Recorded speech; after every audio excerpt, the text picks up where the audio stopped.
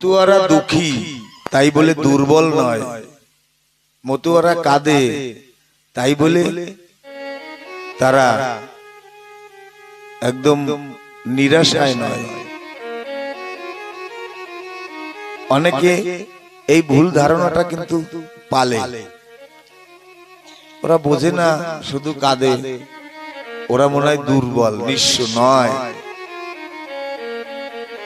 এই শক্তি হরিচাঁদ ঠাকুর দিয়েছে মতুয়াদের মধ্যে। এই ডঙ্কা কীর্তন কেন দিয়েছে? উচ্চস্বরে হরিনাম করতে করতে নিজেকে চেনা যায়, নিজেকে জানা যায়। যতদিনে আমি আমাকে চিনতে না পারবো, ততদিনে আমি সবলে বলিয়ান হতে পারবো না। কোনো কিছু দরকার নাই, সকাল সন্ধ্যা নিত্য যদি বাহু তুলে হরিনাম করতে পারা যায়, দেহের কুলকুণ্ডলিনী শক্তি জাগৃত হয়। আর যখনই কুলকুণ্ডলিনী শক্তি জাগৃত হবে, তখন জগৎবাসী আপনাকে যতই ভয় দিক, যতই আপনাকে বুঝাক, আপনি তা বুঝবেন না। কারণ যে ভক্ত একবার নিজেকে বোঝে, সে সারা জগৎকে বোঝার ক্ষমতা রাখে। তাই এই ধারণাটা পালা একদম ভুল যে মতুয়ারা নিঃস্ব, মতুয়ারা নরম, মতুয়ারা কাঁদে, হরি বলে কেঁদে ফেলে না। তাই বলছে, কাজ নাই সুখী নিয়ে দুঃখী মোর ভালো। ঠাকুর বলছে সুখী ব্যক্তি আমার দরকার নেই, কাজ নাই সুখী নিয়ে দুঃখী মোর ভালো, দুঃখী জনে বন্ধু জেনে করেছি সম্বল। এই দুঃখী জন যারা, তারাই দুঃখ বোঝে। বলে না, মানুষের সুখে সুখী হওয়া যায়। হ্যাঁ, অমুকের ভালো ব্যবসা বাণিজ্য আছে, অনেক খুব ভালো সুন্দর অনুষ্ঠান করে, ভালো, খুব ভালো। মানুষের সুখে সুখী হওয়া যায়, কিন্তু কারুর দুঃখে দুঃখী হওয়া সম্ভব নয়। একজনের দুঃখে একটু দুঃখী হয়ে দেখি না, এ শুধু হরিদর্শনে যারা আছে এরাই পারে কারুর দুঃখে তারা দুঃখী হতে। পরহিতে আত্মত্যাগ যখনই জন্মিবে, ঠাকুর বলতেন, তখনই সেই মতুয়া মোর জাতি হবে। শুধু আচারমালা গলায় দিলাম, হরি বললাম, একটু হরিসিং সঙ্গীত গান করলাম, মতুয়া হতে পারবো না। গুরুচাঁদ ঠাকুর বলছে, পরহিতে আত্মত্যাগ যখনই জন্মিবে, তখনই সেই মতুয়া মোর জাতি হবে। নচেত খালি মতুয়া আমরা গুরুচাঁদ ঠাকুরের জাতি হতে পারবো না। এবার আমরা প্রতিনিয়ত এই গুরুচাঁদ ঠাকুরকে যদি বিন্দু মাত্র ভালোবেসে থাকি, এই মন্ত্রটা আমরা মনে রাখবো। তাই বলছে, সুখের পিয়াসী যারা, তারা কেন আসে, দুঃখী সুখী বলো কবে একসাথে বসে। সুখী মানুষ দুঃখের ব্যথা কোনোদিনই বুঝবে না। আমাদের সুখী মানুষের দরকার নাই, যে জগৎকে সুখী করে তাকে আমাদের দরকার। যারা মহাসুখে আছে, সেই সুখ কে দিয়েছে? আমার বিশ্বপিতাই দিয়েছে, আলাদা কোনো ভগবান তাকে দেয় নাই। তাহলে যে জগৎকে সুখী করে, আমরা তাকে সুখী করব। এই জগতের মানুষ সুখী মানুষের আমাদের দরকার নাই, যে জগৎবাসীকে সুখী করে তাকে আমাদের দরকার। তাই বলে, সুখে পিয়াসী যারা, তারা কেন আসে, সুখী দুঃখী বলো কবে একসাথে বসে। তাই আমরা যে জগৎকে সুখী করেছি, আমরা প্রায়ই বলি ভগবান, প্রায়ই বলি ভগবান দয়া করবেন। প্রকৃত ভগবান কথার আবিধানিক অর্থটা কি? এই ভগবান শব্দের সংস্কৃত বা আবিধানিক অর্থটা হলো ভগবানে ঐশ্বর্য। ভগ যোগ বান, আমরা যে ভগবান শব্দটাকে বিভিন্ন রূপ দেই, কৃষ্ণ, রাম, অনুকূল ঠাকুর, সত্যানন্দ ঠাকুর, হরিচাঁদ ঠাকুর, আরো আরো অনেক ঠাকুরকে রূপ দেই, আমার ভগবান না, ভগবান এদের বলে না।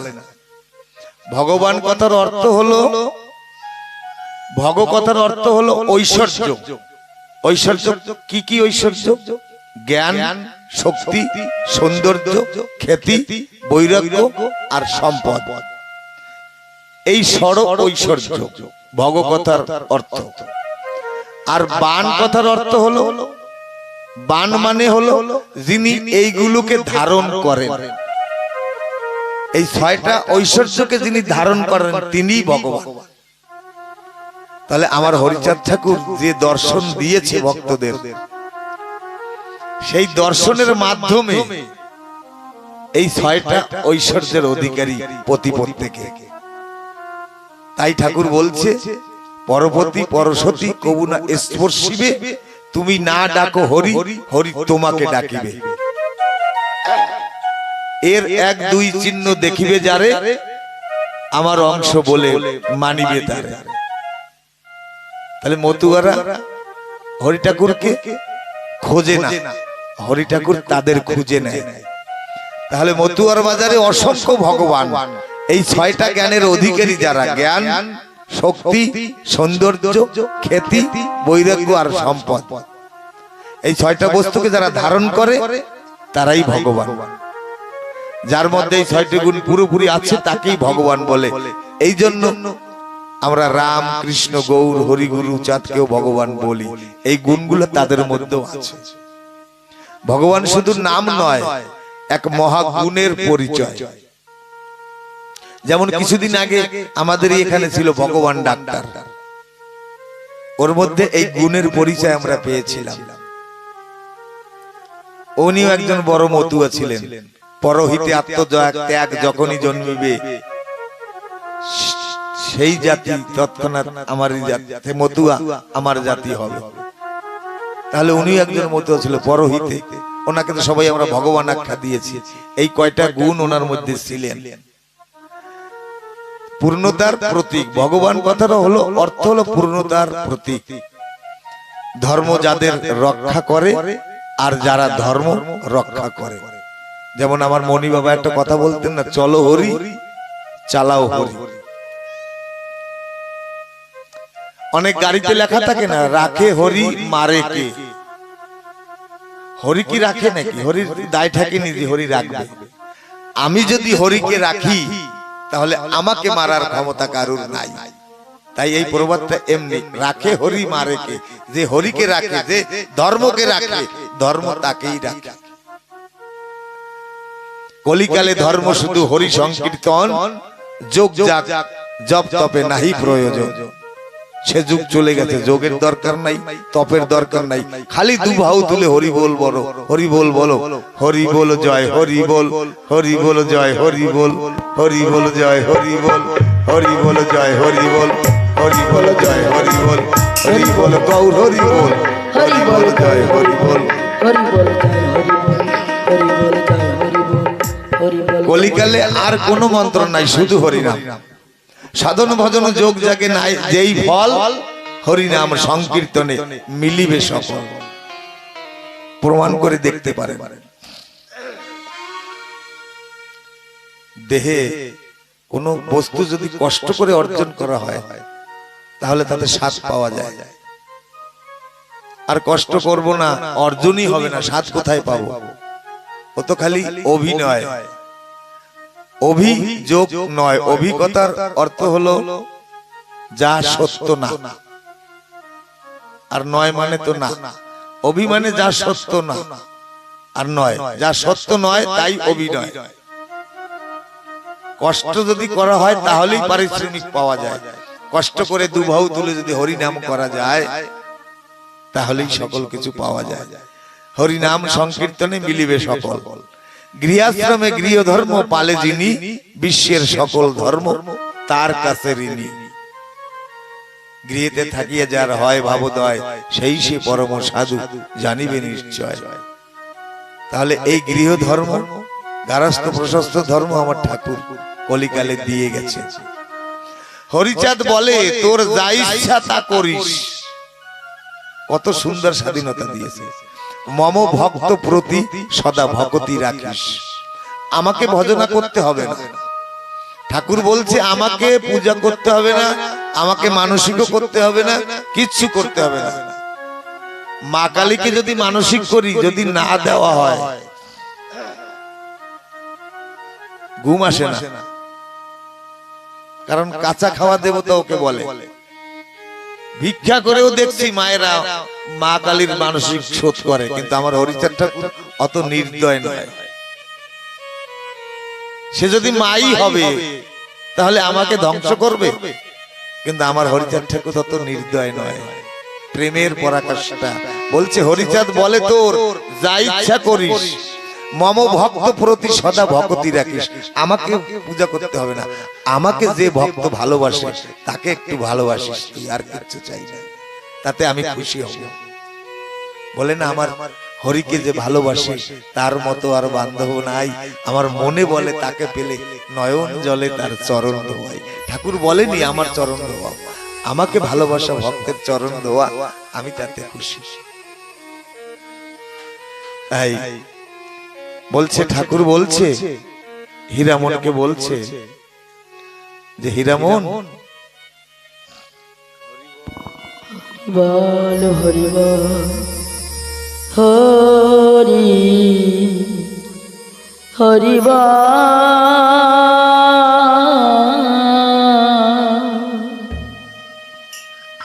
হরি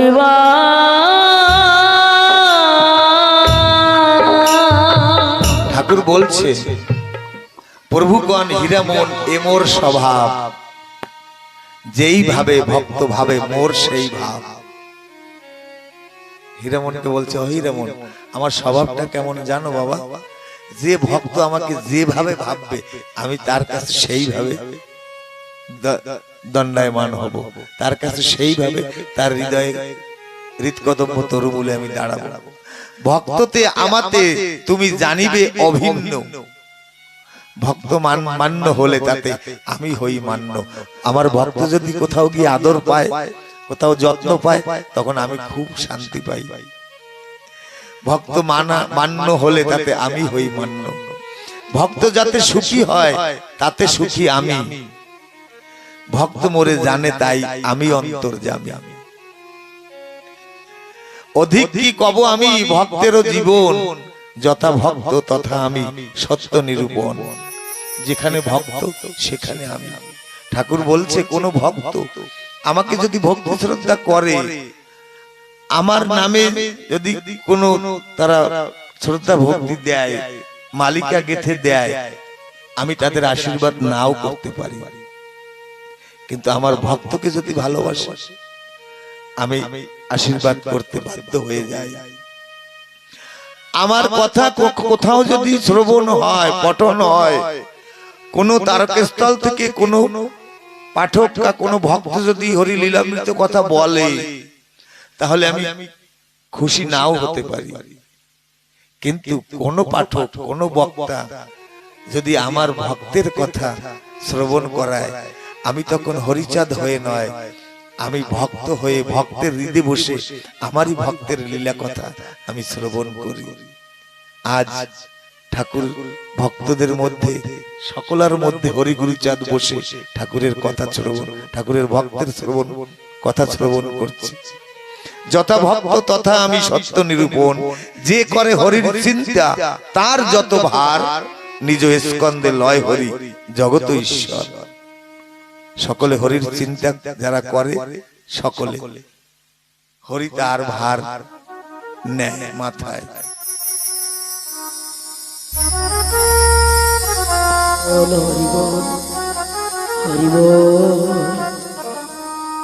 তুমি কোথায় আছো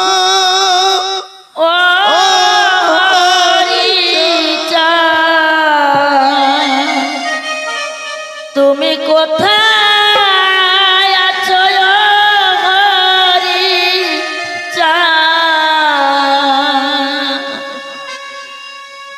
কর করুণা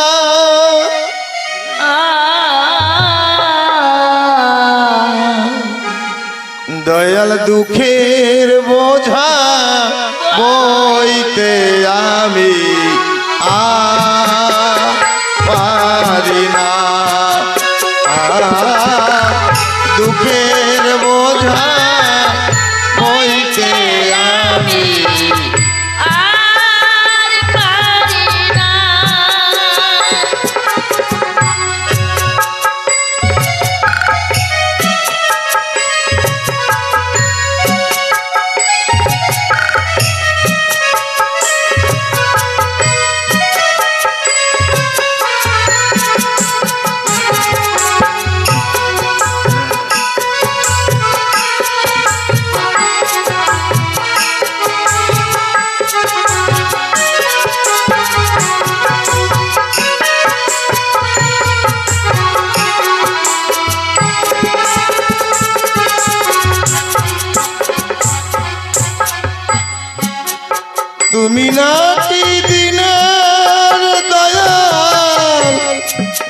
এ ভব সংসারে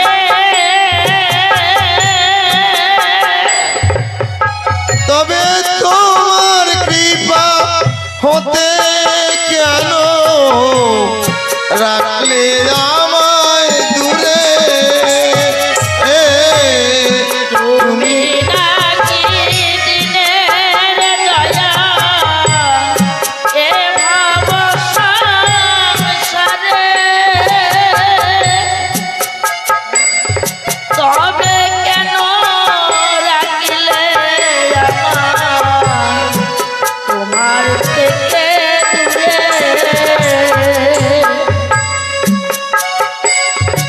তুমি কৃপা করি দয়াল হরি কৃপা করি দয়াল হরি করো করুণা দুঃখের বোঝা বইতে আমি আর পারি না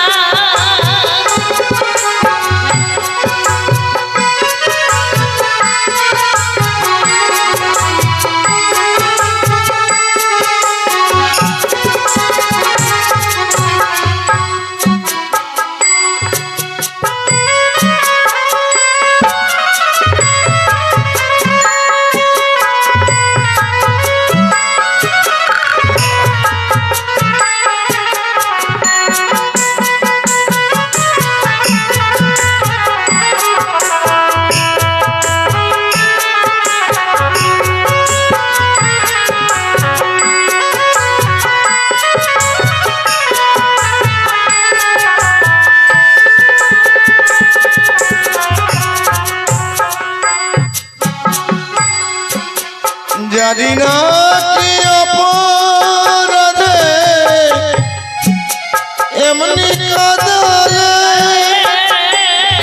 আমার জীবন তরি ডুবে গেল দুঃখের সলিলে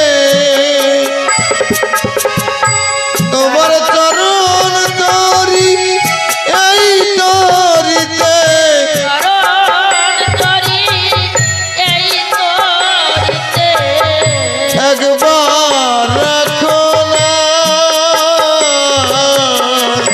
এর বোঝা বইতে আমি আর পারি না দয়াল দুঃখের বোঝা বইতে আমি আর পারি না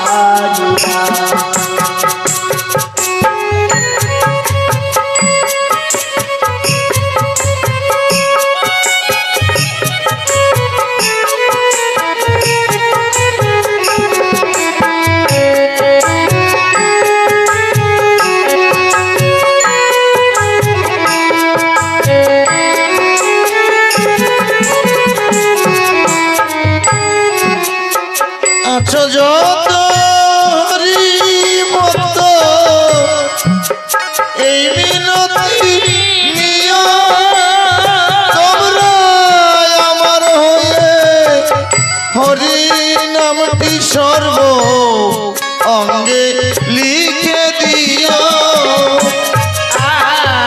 এই অবদায় অন্তিম বেলায় বিদায় হইও না দুঃখের বোঝা বইতে আমি আর পারি না দুঃখের বোঝা বইতে আমি আর পারি না। জয় হরিচাঁদ, জয় গুরুচাঁদ। সকল সনাতনীকে বলে যেতে চাই, যে যে মতে থাকি না কেন ভাই, তাতে কোনো বাধা নাই। ধর্মটা যার যার, অনুষ্ঠানটা সবার। আমার তারকেশ্বরী বললেন না, যে যাকে ভক্তি করে সেই তাহার ঈশ্বর। এখানে দাঁড়িয়ে রাবণের একটা উক্তি, দুটো শব্দ বলে যায়। আজ রাবণ বলছে মহাসমরে মৃত্যু সজ্জায়, বলছে রামকে, রাম আমি আজ বুঝতে পারলাম। রাম বলছে কি বুঝতে পারছো? রাবণ বলল আমি সব কিছুতে তোমার থেকে বড়, বুদ্ধিতে বড়, বলে বড়, কুটুম্বিতায় বড়, ধনে বড়, ঐশ্বর্যে বড়, সব কিছুতে তোমার থেকে আমি বলিয়ান। আমার সম বীর শশাগরা পৃথিবীতে নাই। শিবকে আমি হিমালয় থেকে ঘাড় ধাক্কা দিয়ে নিয়ে আসি পূজা করার জন্য, ঘাড় ধাক্কা দিয়ে নিয়ে আসি, চল আমার বাড়িতে তোকে পূজা করব। কত বড় শক্তিধর। শনিদেবকে আমরা ভয় করি, সব ভগবানকে ভয় করি, শনিদেব আমরা ভয় করি আমরা, এমনকি প্রসাদ তাই ঘরে নিয়ে যাই না। সেই শনিকে দিয়া রাবণ ঘাস কাটাতো, ঘোড়ার ঘাস। কেমন বীর ছিল। তাই রামকে বলছে লঙ্কেশ্বর আমি দশানন, আমার পরিবার বড়, আমি লঙ্কেশ্বর, তবুও আমি পরাজিত। কারণ? রাম বলল কারণ কি? রাবণ বলল আজ আমার এই বিপদে আমার আপন ভাই আমার কাছে নাই, আর তোমার আপন ভাই তোমার কাছে আছে, তাই তুমি আমাকে নিধন করতে পারলে। হে সনাতনী, আজ রাতের অন্ধকারে আমি মতুয়া ইউটিউব চ্যানেলের মাধ্যমে সকল ভাইদের বলে যাই, যে মত পথেই থাকি না কেন তাতে কোনো বাধা নাই, কেউ কাহারও ধর্ম নিন্দা করবে না। সবাই আমরা ওপার বাংলা থেকে এসেছি, আমরা জন্ম ভিটা ছেড়ে সকলে এখানে এসেছি। কাল আবার যার যার গন্তব্যে চলে যাব, আবার পুনঃ জন্মগ্রহণ করব। তাই যে কটা দিন আসি সবাই একভাবে থাকি না। ভাই তোমার মত নিয়ে তুমি থাকো, আমার বাধা কোথায়? তুমি ভক্তি করবে তুমি পাবে, তুমি ধর্ম করবে তুমি পাবে, তুমি কর্ম করবে তুমি পাবে, আমাকে তো ভাগ দেবে না। বলছে ওরা চাইতে জানে না দয়াময়, চাহে ধন জন আরোগ্য বিজয়। আমরা তো খালি ধন জন যশ আরোগ্য বিজয় মানে লাভ, যাতে জিততে পারি তাই চাই, কিন্তু যা চাওয়ার দরকার তা আমরা কিন্তু চাইতে পারি না।